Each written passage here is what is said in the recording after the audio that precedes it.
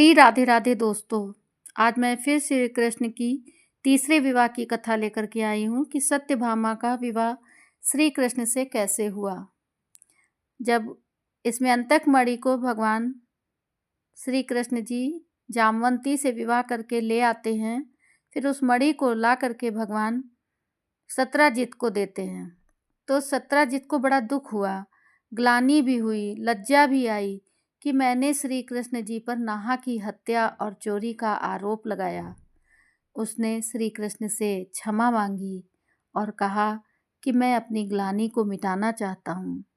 इसके लिए आप मेरी पुत्री सत्यभामा से विवाह कर लीजिए, आप उसे स्वीकार करिए। और उसने कहा ये मणि भी आप रखिए दहेज में। कृष्ण ने कहा ये मणि तो आफत का काम है, और दो मणियाँ मिल गई हैं एक मणि के चक्कर में। उनका ये कहना था कि एक तो मणि को ढूंढने गया तो मणि के चक्कर में हमें जामवंती से विवाह करना पड़ रहा है, मणि के ही चक्कर में सत्यभामा से भी विवाह करना पड़ रहा है। तभी कृष्ण ने कहा कि ये मणि तो आफत का काम है, और दो मणियाँ मिल गई एक मणि के चक्कर में, ये मैं नहीं रख सकता, ये आप ही रखिए, ये आफत की मणि है। मणि के कारण राजा सत्राजित की पुत्री श्री कृष्ण की 3 महारानियों में से एक बनी। अब सत्यभामा के पुत्र का नाम भानु था। सत्यभामा को एक और जहाँ अपने सुंदर होने और श्रेष्ठ घराने की राजकुमारी होने का घमंड था, वहीं देव माता अदिति से उनको चिर यौवन का वरदान मिला था, जिसके चलते वो और भी अहंकारी हो चली थी। सत्यभामा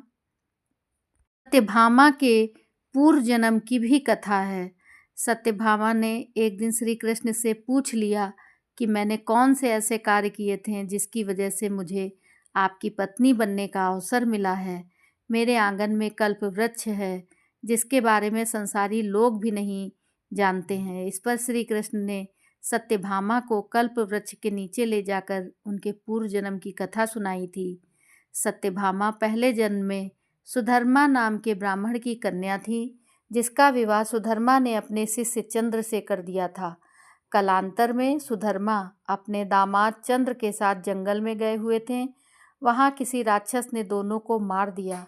सूचना मिलने पर गुणवती ने बहुत शोक किया। दरिद्रता के कारण घर का सामान बेचकर पिता और पति का अंतिम संस्कार किया। उसके बाद जीवन निर्वाह का साधन मिलने पर गुणवती ने स्वयं को भगवान विष्णु के चरणों में समर्पित कर दिया। कार्तिक मास आने पर गुणवती ने नियम पूर्वक व्रत पूजन आरंभ किया। इस बीच गुणवती को कठिन ज्वर हो गया। स्वास्थ्य ठीक न होने के बावजूद गुणवती ने पूजन अर्चना नहीं छोड़ी और गंगा में स्नान करते समय प्राण पखेरु उड़ गए। श्री कृष्ण ने बताया कि इसी पुण्य के फल से सत्यभामा को पटरानी बनने का सौभाग्य मिला। सत्यभामा और कृष्ण के पुत्र और पुत्रियों के नाम भानु, सुभानु, स्वरभानु, प्रभानु, भानुमान, चंद्रभानु, बृहद्भानु, अतिभानु, श्रीभानु और प्रतिभानु है। राधे राधे दोस्तों। सत्यभामा के विवाह की कथा यहीं पे समाप्त करते हैं। आपको कथा कैसी लगी हमें कमेंट करके बताएं, और हमारे चैनल को सब्सक्राइब जरूर करें।